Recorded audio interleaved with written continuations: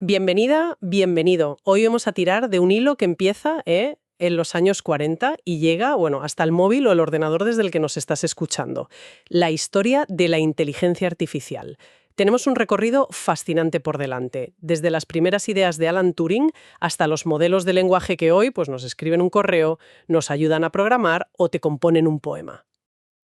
Y el reto, yo creo, es conectar los puntos, porque esto no es una línea recta, es más bien una serie de chispazos, de ideas, que a veces se pasan décadas en un cajón esperando el hardware adecuado, y de limitaciones que, curiosamente, son las que fuerzan los mayores avances. A ver cómo una cosa nos lleva a la otra. De acuerdo, pues empecemos por el principio de verdad. Años 40, mucho antes de lo que la gente piensa. Alan Turing propone algo que, a ver, en su momento tuvo que sonar a ciencia ficción. Totalmente. Que una máquina podía manipular símbolos, entender el conocimiento, incluso el lenguaje, usando solo ceros y unos. Es que es la idea fundacional. Y casi a la vez, en el 43, fíjate, dos investigadores, McCulloch y Pitts, definen el concepto de la primera neurona artificial. Es un modelo matemático, súper simple, pero es la semilla. Es el átomo conceptual sobre el que se iba a construir todo lo demás. Sin ese primer ladrillo, no hay nada. Y luego, claro, llega en 1950 la famosa prueba de Turing, la idea de ese juego de imitación, ¿no? Si no puedes distinguir si hablas con una máquina o con una persona, podemos decir que la máquina piensa. Ajá. Pero lo que a mí me parece más increíble de esto no es la filosofía, es cómo esa idea sigue viva hoy. ¿No es en el fondo el abuelo de todos los benchmarks que usamos para medir a las IAs? Es que lo es, totalmente. Has dado en el clavo. Cambias el juego de imitación por un examen de abogacía o una prueba de escribir código, y el principio es exactamente el mismo. La idea de Turing de evaluar por rendimiento sentó las bases de cómo medimos el progreso. Vale, pero después de este arranque tan prometedor, la cosa se enfría. Y mucho. Entramos en lo que se conoce como el invierno de la IA. Un parón larguísimo, ¿eh? Desde los 70 hasta casi los 2000. Fue un frenazo en seco, y se debió a una tormenta perfecta, por así decirlo. Por un lado, las expectativas se habían ido de las manos. Proyectos con mucho dinero público, como los de DARPA en Estados Unidos. La misma agencia que creó Internet, ojo. Esa misma, pues prometieron traductores universales, máquinas casi conscientes, y claro, no llegaron, y cuando los resultados no aparecen, El dinero desaparece. exacto, DARPA cortó el grifo de forma drástica. ¿Pero fue solo un tema de dinero y de vender humo? ¿O había también una barrera tecnológica real? O sea, a lo mejor las ideas eran buenas, pero es que el hardware de la época no daba para más. Eran las dos cosas, totalmente. Había críticas teóricas muy fuertes a los perceptrones, que eran un tipo de red neuronal muy simple. Se demostró que no podían resolver problemas lógicos básicos. Pero además, lo que dices es clave. La capacidad de cómputo era irrisoria. Entrenar una red un poco compleja era imposible. Las ideas estaban ahí, esperando a que los ordenadores se pusieran al día. Y la gran ironía es que esos mismos perceptrones, tan criticados, son la base de lo que tenemos hoy. Es la clásica historia de una idea adelantada a su tiempo. 80, ¿eh? El terreno empieza a ser fértil de nuevo, el deshielo. Y hay un momento clave. En 1989, un investigador, que hoy es una leyenda, Yann LeCun, presenta la primera red neuronal convolucional, una CNN. ¿Y para qué la usó? No para nada súper ambicioso, sino para algo muy concreto. Reconocer números escritos a mano. El famoso dataset MNIST. Y ese detalle es fantástico. MNSIT sigue siendo a día de hoy el hola mundo para cualquiera que empieza a estudiar esto. Pero lo realmente alucinante, la conexión con ahora, es que el componente convolucional de su red, esa técnica para procesar imágenes por partes, es un pilar fundamental de la arquitectura Transformer que usan GPT-4 y los demás. Un momento, para. ¿Me estás diciendo que la tecnología que se diseñó para que un ordenador viera un 7 es un abuelo directo de la que permite a ChatGPT escribir un soneto? Es una línea directa. La idea de procesar información en trozos y entender las relaciones entre ellos es la misma. Se adaptó, evolucionó, claro, pero el concepto nació ahí. Vale, entendido. Ya tenemos una arquitectura de software prometedora, pero para pasar de ver números a generar lenguaje Imagino que hacía falta una potencia de cálculo brutal. Y ahí es donde entra un protagonista que nadie esperaba, ¿no? No de la academia, sino de los videojuegos, Nvidia. Exactamente. Nvidia lo cambió todo. Y no solo por hacer chips más potentes, ojo. Su verdadero golpe de genio fue lanzar CUDA en 2007. ¿Qué era CUDA exactamente? Pues a ver, CUDA era un software que permitía a los programadores usar las tarjetas gráficas no solo para los videojuegos, sino para hacer cálculos matemáticos masivos. De repente, tener un superordenador en tu escritorio era posible. Democratizó el acceso al cómputo. Recuerdo esa época. Hay un dato en el material que me fascina. La primera red que demostró el poder de esto, AlexNet, en 2011 se entrenó en una GeForce 580. Yo tuve esa tarjeta gráfica para jugar. Es alucinante pensar que mientras unos buscábamos más frames por segundo, otros, con el mismo chip, estaban construyendo el futuro. Y fíjate en los nombres detrás de AlexNet. Geoffrey Hinton, que recibió el Nobel de Física en 2024 por esto, e Ilya Sutskever. Espera, Ilya Sutskever, el futuro cofundador de OpenAI. El mismo. Hinton y Sutskever, dos de los padres de la IA moderna, juntos usando una tarjeta gráfica de consumo en 2011.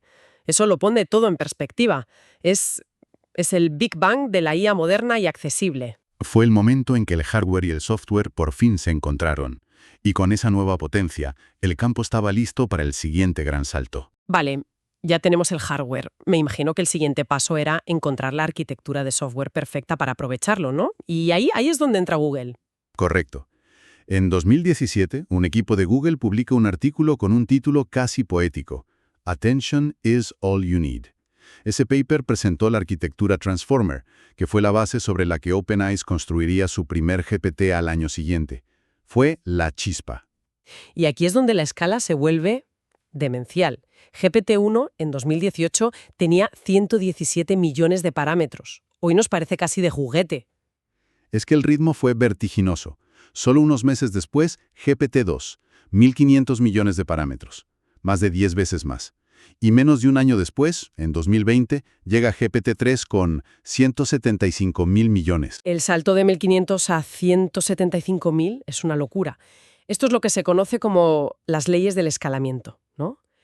La idea de que si metes más datos y más parámetros, el rendimiento mejora de forma casi mágica. Exacto. La innovación principal no fue un cambio de arquitectura, fue pura fuerza bruta. OpenAI hizo una apuesta multimillonaria a que la escala era el ingrediente secreto. Y acertaron de pleno. Y después de GPT-3 hay como una pausa, una sequía de 2 años, hasta que a finales de 2022 OpenAI lanza ChatGPT. Y esto fue diferente. Ya no era un modelo, era un producto. Ese fue el cambio de paradigma. Pusieron la tecnología, que se cree que era un modelo llamado GPT 3.5, en manos de todo el mundo con un simple chat. La IA salió del laboratorio. Y fue también el punto en que OpenAI se volvió mucho más hermética. Poco después llegó GPT-4, que no solo era más grande, sino que trajo algo nuevo y crucial: el Reinforcement Learning with Human Feedback, el RLHF. Y esto es importantísimo. Hasta entonces los modelos se entrenaban para predecir la siguiente palabra. Con el RLHF, por primera vez, metes a humanos en el bucle de entrenamiento a gran escala. A ver, explícanos eso del RLHF de forma sencilla. ¿Qué significa aprendizaje por refuerzo aquí? Piénsalo así. El primer entrenamiento es como darle a un estudiante una biblioteca entera. Aprenderá mucho, pero no tendrá criterio. El RLHF es sentarte con ese estudiante, hacerle preguntas y cuando da 2 respuestas, le dices: mira, esta es mejor que esta. O esta respuesta es útil, esta no. Ese refuerzo constante le enseña a alinear sus respuestas con lo que un humano quiere. Es un salto de calidad brutal. Y, por supuesto, otro salto de escala. GPT-4 tiene, según se estima, 1,7 billones de parámetros, 10 veces más que GPT-3. La combinación de esa escala con el afinado humano hizo que la conversación sobre la AGI, la inteligencia artificial general, se pusiera muy seria. Exacto. Y ese rendimiento preparó el terreno para la explosión que vimos después. Claude, Llama. Y uno que dio mucho que hablar a principios de 2025, DeepSeek. La historia de DeepSeek es fascinante, porque no es una historia de escala, sino de ingenio. Al ser una empresa china, tiene restricciones. No puede comprar los chips más avanzados de Nvidia. No podían tirar de chequera, ¿no? Tuvieron que ser más listos. Si no puedes mejorar el hardware, tienes que exprimir al máximo el que tienes. Y su enfoque fue optimización de software radical. ¿Y cómo lo hicieron? ¿Qué optimizaron? Se centraron en algo muy técnico. La KB Cache, usando herramientas de muy bajo nivel, casi el lenguaje ensamblador de las tarjetas gráficas, reescribieron cómo el modelo gestiona su memoria. Explícanos qué es la KB Cache, como si tuviéramos 5 años. Vale. Imagina que es la memoria a corto plazo del modelo en una conversación. Cada vez que genera una palabra, tiene que mirar todo lo dicho antes para tener contexto. La KB Cache guarda un resumen inteligente de esa conversación para no tener que releerlo todo desde el principio. Optimizarla es como pasar de releer la página entera de un libro cada vez que escribes una frase a solo echar un vistazo a tus notas en el margen. El ahorro de tiempo y de cómputo tiene que ser gigantesco. Gigantesco. Lograron que un motor menos potente corriera como uno de última generación a base de afinarlo al milímetro. Es un ejemplo brillante de cómo una limitación fuerza la innovación. Sin duda. Y demuestra que esta carrera no es solo de fuerza bruta, de quién tiene más chips. También es una batalla de ingenio, de exprimir hasta la última gota del silicio. Así que hemos completado el círculo. De la idea abstracta de Turing a ingenieros optimizando la memoria de un modelo a nivel de ensamblador para competir globalmente. Un viaje de más de 80 años. Y el hilo conductor es esa danza constante entre la teoría, el hardware, los datos y el software. Un paper de Google necesita el hardware de Nvidia, que se beneficia de ideas de los 80s, que a su vez se apoyan en un concepto de los 40. Nada ocurre en el vacío. Es una cadena de innovaciones que nos ha traído hasta aquí. Y con eso en mente, pues, pensando en el futuro, queremos dejar una última idea para la reflexión. Hemos visto cómo una limitación como la de los chips a DeepSeek forzó una innovación increíble en software. La pregunta que nos deja esto es, ¿cuál será el próximo gran cuello de botella? ¿Será la energía, la escasez de datos de calidad o algo que ni siquiera vemos venir? Y sobre todo, ¿qué tipo de creatividad inesperada, qué soluciones geniales surgirán del esfuerzo por superarlo?